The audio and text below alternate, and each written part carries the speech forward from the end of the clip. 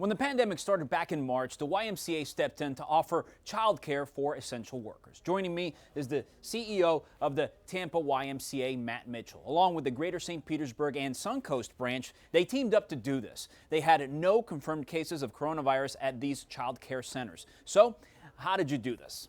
We took every safety precaution possible, making sure that we are keeping kids socially distant. We're making sure that we're disinfecting as much as possible, that kids were washing their hands. We're taking temperatures of every staff person, of every kid who came into our program. In all, 21 locations across Tampa Bay helped out more than 1,500 kids. Mr. Mitchell says it also involved education.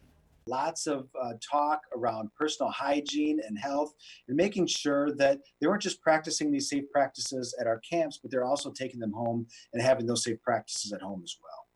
It's a model that he admits is very hard to scale up with more children.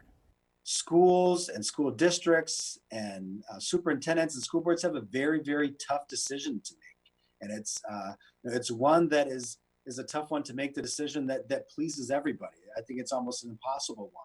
But we can do things to ensure that we limit the risk of the spread of this disease if we do bring kids together. Now, Mitchell did acknowledge the kids showed no symptoms, which makes it difficult to determine infections among that group without having a test. In the newsroom, I'm Rita Jesus.